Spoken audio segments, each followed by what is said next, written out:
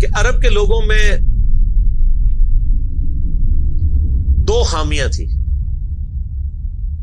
Number 1 چٹے ان پڑھ جاہل اجڈ، حتیٰ کہ انہیں باقی لوگ امی کہا کرتے تھے. امی نیرے ان پڑھ.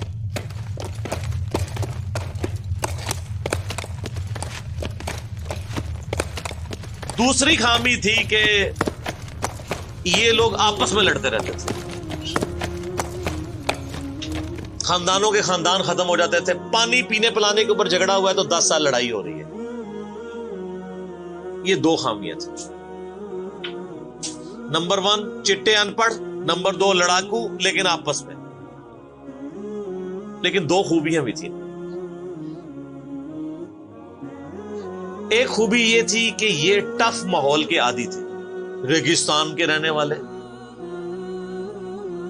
گرمیوں میں یعنی اتنے مشکل سفر کرنے والے، اونٹ کے اوپر مہینوں کے سفر، تھوڑا سا ساز و سامان کے ساتھ.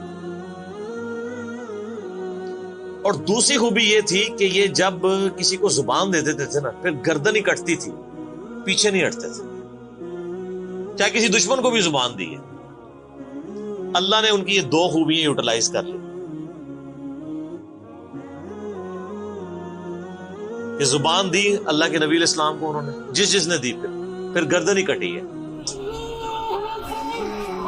اور دوسری خوبی کہ وہ ٹف ماحول کے عادی تھے لیکن لڑتے آپس میں تھے. اللہ تعالیٰ نے ان کی خامی کیسے پوری کی کہ ان کو ایک لیڈر ایسا دے دیا جس نے سارے قبائل کو ایک جھنڈے کے نیچے جمع کر دیا، اور جہالت کے لیے دور کرنے کے لیے ان کو ان کی زبان میں کتاب دے دی. اب جس نے سورہ بقرہ، سورہ نساء، سورہ مائدہ حفظ کی ہوئی ہے، اس کے سامنے کوئی کرسچن کا پادری، کیا یہودیوں کا پادری وہ بیٹھ سکتا تھا؟ جتنے ان کے دلائل تھے انہوں نے وہ زبانی یاد کیے ہوئے تھے. تو وہ لوگ جو اپنے آپ کو سمجھتے تھے کہ ہم بڑے علامہ ہیں اور یہ امی ہیں، ان امیوں نے ان کو علم میں بھی الٹ کے رکھ دیا صرف ایک قرآن کی وجہ سے. اور اللہ نے لیڈر دیا، سارے عرب قبائل جمع ہوئے. وہ عربی جو آپس میں لڑتے تھے انہوں نے کبھی یہ سوچا بھی نہیں تھا کہ اگر ہم ایک جھنڈے کے نیچے جمع ہو جائیں تو ہم دنیا کی سپر پاورز کو الٹ سکتے ہیں، رومن اور پرشین امپائر کو. اور دیکھیں سر پھر کیسے الٹا ہے انہوں نے. ود ان 17 ایئرز ہر چیز اڑا کے رکھ دی ہے. صدیوں کی سلطنتیں، لاکھوں کی ریزروڈ آرمیز رومن اور پرشینز کی پوری دنیا پہ حکومتیں کر رہی ہیں، جدید اسلحہ ہے. اور ادھر یہ بدو ہیں جن کے پاس اونٹ ہیں، گھوڑے ہیں، تلواریں ہیں. نہ منجنیق انہوں نے کبھی دیکھی، نہ ان کے پاس اس طرح کے ہاتھی بڑے بڑے جو پرشینز کے پاس تھے. بس چل پڑے، کلمہ پڑے اور نکل کھڑے ہوئے. پھر دنیا نے دیکھا ہے کہ ہر چیز کو الٹ کے رکھ دیا، انہی کے اسلحے ان سے چھین کے انہی کو الٹ دیا. وہ ساری کی ساری بجلی کس نے بھری تھی ان کے اندر؟ اس کتاب میں.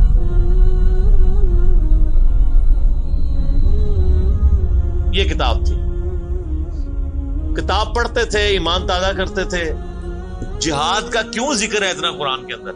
کیونکہ اللہ نے ایک ایسی امت اٹھانی تھی جس نے تلوار کے زور پہ اکھاڑنا تھا رومن اور پرشین.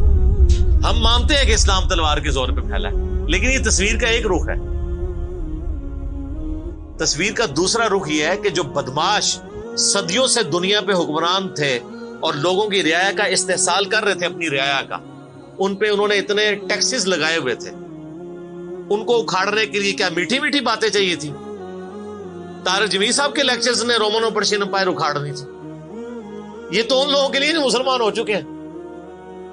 بدماش کب اپنی پوسٹ چھوڑتے ہیں؟ ان کو پھر اسلحے کے زور پہ ہی اکھاڑنا تھا. اور پھر اللہ نے صحابہ کرام کی تلواریں مسلط کی ان کے اوپر. جب اکھاڑ دی، فریڈم آف ایکسپریشن مل گیا، پھر معاملات سیدھے ہو گئے. اس زمانے میں بادشاہ کا دین رعایا کا دین ہوتا تھا. اگر کوئی رعایا کہے نا کہ میں بادشاہ کے دین سے الگ ہوتا ہوں، قتل ہو جاتا تھا. آپ پتہ عیسائیت کیسے پھیلی ہے؟ یہ تو سارے بت پرست تھے. کانسٹنٹائن 2 جس کے نام پہ قسطنطنیہ شہر تھا جو بعد میں مسلمانوں نے فتح کیا، سلطان محمد فاتح نے، ٹرکی والوں نے اس پہ ایک فلم بھی بنائی ہے، اردو ڈبنگ کے ساتھ ہے، ایک ہی نشست میں آپ دیکھ سکتے ہیں 2.5-3 گھنٹے کی. جو فلمیں دیکھتے ہیں ان کے لیے، مولویوں کے لیے نہیں. تو اس نے وہ قسطنطنیہ فتح کیا، پھر اس کا نام استنبول رکھ دیا. وہ کانسٹنٹائن 2 جو تھا وہ کرسچن ہو گیا تھا. چونکہ وہ کرسچن ہوا تو پوری رعایا 3 براعظموں میں پھیلی ہوئی وہ کرسچن ہو گئی. ایسے کرسچینٹی پھیلی ہے. تو رعایا کو وہی دین رکھنا ہوتا تھا جو حکمران کا. پہلے حکمران بت پرست تھا، عیسائیوں پہ ظلم ہوتے تھے. بعد میں جب حکمران ہی مسلمان ہو گیا، اس زمانے ظاہر عیسائیت اسلام کا ہی نام تھا، تو سارے پیچھے اس امام کے. یہ بڑا خطرناک معاملہ تھا. دوسری طرف پرشین جو ہیں وہ آتش پرست تھے، ان کے نیچے آتش پرستی کا دین چل رہا تھا. تو یہ پھر ضرورت تھی کہ فریڈم آف ایکسپریشن دیا جاتا. اسلام نے تلوار کے زور پہ ان کو اکھاڑا، ان کی بدماشیاں ختم کی، اور ایسی ختم ہوئی کہ بخاری مسلم کی حدیث ہے، نبی علیہ السلام نے فرمایا ان قریب کیسر ختم ہو جائے گا، پھر قیامت تک کوئی کیسر نہیں ہوگا. ہائے ہائے ہائے سر، یہ پروفیسیز اللہ کی تائید کے ساتھ ہی کوئی دے سکتا ہے. ان قریب کسرا ختم ہو جائے گا، قیامت تک کوئی کسرا نہیں ہوگا. دیکھ لیں 1500 سال ہو گئے ہیں، نہ رومن امپائر دوبارہ بنی، نہ پرشین امپائر دوبارہ بنی. حتیٰ کہ اب تو وہ کانسیپٹ ہی ختم ہو گئے، ملکوں والا کانسیپٹ آ گیا. اور اس زمانے میں یہ بات کرنا ایک ایسے شخص کا جس کے اوپر ایمان لانے والے گنتی کے لوگ ہوں، بہت بڑی بات. اور اللہ نے پھر اکھڑوایا. اور آج فریڈم آف ایکسپریشن ایسا ہے کہ آج تلاوت ہو رہی ہوتی ہے تو ٹرمپ بھی بیٹھ کے سن رہا ہوتا ہے. کیوں؟ حالانکہ وہ کرسچن ہے. فریڈم آف ایکسپریشن آ گیا. آپ جائیں امریکہ میں، آپ کسی مارکیٹ میں مسلح ڈال کے نماز پڑھیں، کوئی آپ کو منع نہیں کرے گا. الٹا آپ کے ساتھ سیلفیاں بنا رہے ہوں گے کہ یہ کیا ہو رہا ہے. تو پہلے کوئی سوچ سکتا تھا کہ فرعون کے سامنے کوئی نماز پڑھتا؟ جادوگروں نے ذرا سی بات کی، ایمان لے کے آئے تو میں تمہیں سولی دے دوں. تو یہ اسلام اس دور جدید کا خالق ہے، اور یہ دور جدید کو تخلیق جو اسلام نے دی ہے وہ قرآن کے ذریعے. ایک علامہ وحید الدین خان صاحب ہیں انڈیا کے، 90+ ان کی ایج ہے. انہوں نے کتاب لکھی ہے اسلام دور جدید کا خالق. اسی ٹاپک کو ایڈریس کی، کمال کی کتاب ہے وہ، اور پڑھنے سے تعلق رکھتی ہے. آپ گوگل سے اس کا PDF بھی ڈاؤن لوڈ کر سکتے ہیں، چھوٹی سی کتاب ہے. انگلش میں بھی ایک کتاب لکھی ہے، گاڈ رائزز، خدا ابھرتا ہے. خدا پھر جو ابھرا ہے نا جی قرآن کے ذریعے. خدا کو تو خیر مخلوق کی ضرورت نہیں ہے، لیکن مخلوقات نے جو تماشا بنایا ہوا تھا نا، اس تماشے کو ہمیشہ کے لیے اللہ تعالیٰ نے اپنے پیغمبر امام اعظم سیدنا و مولانا محمد رسول اللہ صلی اللہ علیہ وآلہ وسلم کے ذریعے شرک کا خاتمہ کر کے قیامت تک کے لیے جو دین اسٹیبلش کیا اس کتاب کے ذریعے. اب یہ کتاب قیامت تک نبی علیہ السلام کا معجزہ ہے. یہ کتاب ہے سر جس نے دنیا پلٹ دی. اور یہ وہ کتاب ہے جو ہم صرف اپنی بچی کو جب رخصت کرنے لگتے ہیں نیچے سے گزارتے ہیں، ٹھیک ہے، اور چوم کے غلاف میں رکھ دیتے ہیں. اس سے زیادہ اس قرآن کو ہم کوئی اہمیت نہیں دیتے.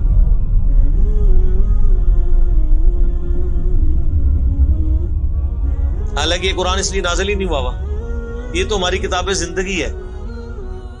لیکن ماشاءاللہ ایسی سازش اسلام کے خلاف کی ہے، کافروں نے نہیں، مسلمانوں نے پوری نیک نیتی کے ساتھ جنازہ نکالا دین کا، اور ایک سلوگن دے دیا، قرآن نہیں ڈائریکٹ پڑھنا گمراہ ہو جاؤ گے. قرآن میں بڑی بڑی مشکل چیزیں ہیں، اس کو ہاتھ نہیں لگانا. یہ یہودی بات کرتے تو ہم کہتے ہیں یہ اللہ کے دشمن ہے. مسلمان کہہ رہے ہیں، ہم کہہ رہے ہیں بالکل صحیح کہہ رہے ہیں. وہ میرا کلپ آیا نا پچھلے، لیکن اور ایک مولوی نے کہا ہے، تو وہ اسلام 360 کے اوپر جو اس نے حملہ کیا ہے، تو میرا کلپ بھی اس پہ ریکارڈ ہوا ہے. تو پہلے تو لوگ کہتے تھے یہ ہمیں باتیں کرتا ہے، اب تو ویڈیو میں لوگ ریکارڈ کرا رہے ہیں کہ جی قرآن ڈائریکٹ نہیں پڑھنا، آپ گمراہ ہو جائیں. اچھا، آج تک آپ نے کبھی نہیں سنا یہ کہ فلاں مولوی کی کتاب ڈائریکٹ نہیں پڑھنی، آپ گمراہ ہو جائیں گے. یعنی مولوی کڈا سیاڑا ہے کہ اس کو طریقہ پتا ہے کہ میں نے بات کیسے سمجھانی ہے، اور اس کو ایسی کتاب لکھنی بھی آتی ہے جو گمراہ نہ کرے. اور اللہ کو ایسی کتاب نہیں دینی آئی کہ جو گمراہ ہونے سے بچا لے. قرآن میں کہاں ہے کہ یہ گمراہ کرتا ہے؟ وہ تو اللہ نے ٹانٹ کیا کہ جو قرآن پہ ایمان نہیں لاتے وہ گمراہ ہوتے ہیں. جو ایمان لے آئے اور بات مان لیں وہ کیسے گمراہ ہوں گے؟ یہ تو تعریف کی ہے انہوں نے. تو اس کتاب نے جناب دنیا کی کایا کلب کی ہے، اور اس کا ٹیسٹ آپ تبھی فیل کر سکتے ہیں جب آپ عربی جانتے ہو تھوڑی بہت، یا پھر اگر آپ نے اردو میں ٹیسٹ لینا ہے تو آپ مولانا مودودی رحمہ اللہ کا ترجمہ پڑھیں، وہ اسی سوز و گداز کو ٹرانسلیٹ کرتا ہے اردو کے اندر۔ میں نے ابھی تک کسی اور بندے کے ترجمے کو نہیں دیکھا کہ جو ترجمے بڑے لوگوں نے کیا، مطلب بریلوی صاحب نے، شریف تھانوی صاحب نے، ان دونوں کے ترجمے تو ویسے ہی وقت کے ساتھ ختم ہو گئے اس لحاظ سے کہ اس میں تو کئی الفاظ جو ہیں وہ پرانی اردو کے ہیں، ہمارے نئے بچوں کو تو سمجھ نہیں آتی یہ لکھا کیا ہوا ہے۔ ہم نے کئی سنگتیں ہلاک کر دی۔ سنگتیں پتہ کسے کہتے ہیں؟ نہیں پتا۔ کئی امتیں، انہوں نے امت کا ترجمہ سنگت کیا، اس زمانے میں وہ چلتا تھا، ٹھیک ہے۔ آج کل اگر آپ اعلیٰ حضرت کا یہ ترجمہ رکھیں تو لوگوں کو نہیں سمجھ آئے، لیکن مودودی صاحب نے چونکہ لیٹسٹ اردو میں ترجمہ کیا اور پھر وہ سوز و گداز ٹرانسفر کیا۔ میرا چیلنج، آپ کوئی قرآن کی صورت نکالیں اپنی مرضی کی، باقی ساروں کے ترجمے رکھیں، پھر مودودی صاحب کا بھی پڑھیں، تو آپ کو لگے گا کہ آپ کا دل تیزی سے دھڑکنا شروع ہو گیا ہے۔ الفاظ کے چناؤ، پھر اس میں جو ردم ہے، اور وہ انہوں نے تفہیم القرآن کے مقدمے میں لکھا ہے کہ میں نے دیکھا ہے کہ ہمارا نوجوان قرآن ترجمے سے لے کے بیٹھتا بھی ہے نا تو بور ہو جاتا ہے، تو ان کا میں نے سمجھا کہ کیوں ہوتا ہے بور، کیونکہ وہ تو پڑھ رہے تھے اردو میں، اللہ نے تو قرآن نازل کیا عربی میں، عربی اس نے سیکھنی کوئی نہیں ہے، اور اردو نے جو ترجمہ کیا ہوا ہے وہ انہوں نے ترجمہ کیا ہوا ہے ایز اے اسٹوری بک۔ یہ تو کتاب زندگی ہے، یہ تو زندہ کتاب ہے، بلکہ مسلمانوں کی زندگی کا سبب ہے۔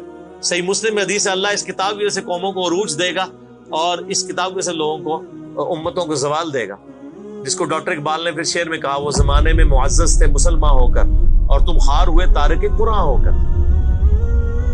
وہ زمانے میں معزز کون؟ صحابہ، اہل بیت، تابعین، تبع تابعین، اور تم خار ہوئے کون؟ اسی، اور صرف اسی نہیں، ساڑھے بزرگ بھی۔ یہ نہ سمجھیے گا، ظاہر آپ تو ہم کہہ سکتے ہیں نا، ڈاکٹر اقبال کے زمانے میں انڈیا، پاکستان، بنگلہ دیش کے جتنے بابے ہیں زندہ تھے، آج تو کہہ سکتے ہیں مر گئے ہیں۔ ڈاکٹر اقبال جب یہ شعر کہہ رہا تھا تم خار ہوئے تارک قرآن ہو کر، تو وہ خار احمد بریلوی صاحب، اشرف تھانوی صاحب، یہ سارے لوگ زندہ تھے اس وقت، انہی کو ہی کہہ رہے تھے نا۔ حتیٰ کہ قرآن کے ترجمے کو بھی گناہ سمجھا گیا، یہ تو بہت بعد میں ترجمہ ہوا ہے، پہلا ترجمہ شاہ ولی اللہ دہلوی نے کیا۔ پہلے تو لوگ کہتے ہیں قرآن کا ترجمہ کرنے کی ضرورت نہیں ہے، اور یہاں لوگ کہتے ہیں بزرگوں کی بڑی خدمات ہے۔ ہم پوچھتے ہیں 1000 سال سے بزرگ یہاں بیٹھے ہوئے ہیں، کسی ایک بزرگ کا قرآن کا بخاری کا ترجمہ مجھے دکھا دیں کہ جی یہ سلطان بہو نے دیکھے جی قرآن کا ترجمہ کیا، یہ جی داتا صاحب نے بخاری شریف کا ترجمہ کیا۔ کیا انڈیا، پاکستان، بنگلہ دیش کے لوگوں کی زبان عربی تھی؟ فارسی تھی نا؟ تو کسی بزرگ کو توفیق نہیں ہوئی ہے کہ قرآن کا فارسی میں ترجمہ کر دے۔ اتنا بڑا چھکا میں نے مارا ہے کہ قیامت تک یہ روئیں گے۔ آندہ کو کیا نا بزرگوں کی خدمات ہیں، ہمارے پرائم منسٹر صاحب بھی کہتے ہیں نا جی وہ فرید الدین گنج شکر کی بڑی تعلیم۔ فرید الدین گنج شکر صاحب نے کون سا قرآن کا ترجمہ کیا؟ اگر کسی نے قرآن کا ترجمہ ہی نہیں کیا، بخاری مسلم کا ترجمہ ہی نہیں کیا، وہ کیا خدمات کرتا رہے؟ وہ اپنی تعلیمات دیتے رہے۔ صحیح غلط اس کا فیصلہ ہم نہیں کرتے، وہ تو پھر میں اور طرف چل پڑوں گا۔ صرف جو خدمات والا ڈونگ رچایا ہوا ہے نا وہ میں آپ کو بتا رہا ہوں۔ جتنوں کے مزار بنائے ہوئے آپ نے، کسی ایک کا ترجمہ دکھا دے قرآن کا، تو یہ پھر انہوں نے جان بوجھ کے سیاست کی اسلام کے نام کے اوپر، اپنی باتیں کرواتے رہے۔ سر ان کو پتا تھا قرآن کا ترجمہ ہو گیا، سورہ زمر اور سورۃ الانعام اگر اردو میں آ گئی تو بابوں کو کس نے پوجنا ہے؟ سر بخاری کا اگر ترجمہ ہو گیا تو ساروں نے تو رفع الیدین سے نماز پڑھنی ہے، بابے سارے بغیر رفع الیدین والے نے۔ یہ وجہ تھی کہ بڑی ہوشیاری ہے انہوں نے، یہ نہ سمجھو پولے سمجھے، بہت ہوشیار سمجھے۔ اور دیکھ لینا پھر اب رزلٹ سامنے آ گیا، جدھر ترجمے ہوئے ہیں وہ کہنا نہیں پیو دادے تے ایتھے ہاتھ بندہ سی، اے ایتھے بندہ ہے، تو رزلٹ نکل آیا نا۔ اسی لیے بزرگ جو کام کرتے ہیں وہ حکمت سے خالی نہیں ہوتا۔ ہاں انہوں نے بڑی شیاری دکھائی ہے آپ کے ساتھ، لیکن اللہ کا وعدہ ہے هو الذی ارسل رسولہ بالہدی ودین الحق لیظہرہ علی الدین کلہ۔ قرب قیامت سے پہلے دین کو غلبہ ملنا ہے، غلبہ بابوں کے ذریعے نہیں ملنا تھا، اسی کتاب سے، جس کتاب نے پہلے غلبہ دلایا۔ اب آج دیکھیں بچہ اینڈرائیڈ فون کھولے ہوئے ہے، کوئی آیت آتی ہے ترجمہ پڑھ لیتا ہے۔ تو سر یہ خدمت تو پھر انہوں نے کی ہے نا اسلام کی۔ اچھا یہ اینڈرائڈ فون کس رحمت اللہ علیہ نے بنایا تھا؟ وہ کہتے ہیں بزرگ تے دنیا ہی کلپ کر دے نگاہ مار کے. وہ بزرگوں نو لے آؤ تے ٹھیپا موبائل نیچے چلا سکتے. آپ مجھے بتائیں میں کسی بزرگ کو قبر سے نکالوں اور اس کو یہ موبائل چلا لے گا؟ آپ کا بچہ چلا لیتا ہے. اور کسی کا اگر اتنا ایمان ہے نا بزرگوں کے اوپر, تو آج والے بزرگوں میں بھی ہے. تو میں نے ان کو بڑی دفعہ مشورہ دیا ہے کہ بزرگ جو جناب دنیا چلا رہے ہیں, تو میں ان کو کہتا ہوں آپ کو بزرگوں کے ساتھ جہاز پہ بٹھاتے ہیں, جب 10 کلومیٹر ہائٹ پہ پہنچ جاتا ہے یہ بوئنگ جہاز, جب پہنچے تو ہم پائلٹ کو کہے تو تے پائی بسم اللہ پڑھ کے تے پیراشوٹ نال کود جا, بزرگ چلان تے جہاز لینڈ کران. وہ کتنے لینڈ ہوئے گا جہاز؟ بزرگاں دے مرید بھی اس جہاز ہی نیچے بیٹھ لگے. جہاں تمہیں کہتے ہیں بزرگ دنیا چلا رہے ہیں ان کو بھی پتا ہے جہاز کو نہیں لینڈ ہونا. اور جو جہاز نہیں لینڈ کرا سکتا, میں کہتا ہوں کسی بزرگ کو آپ لا کے جہاز کے کاک پیٹ میں بھی بٹھا دینا, وہ نہیں لینڈ کرا سکتا.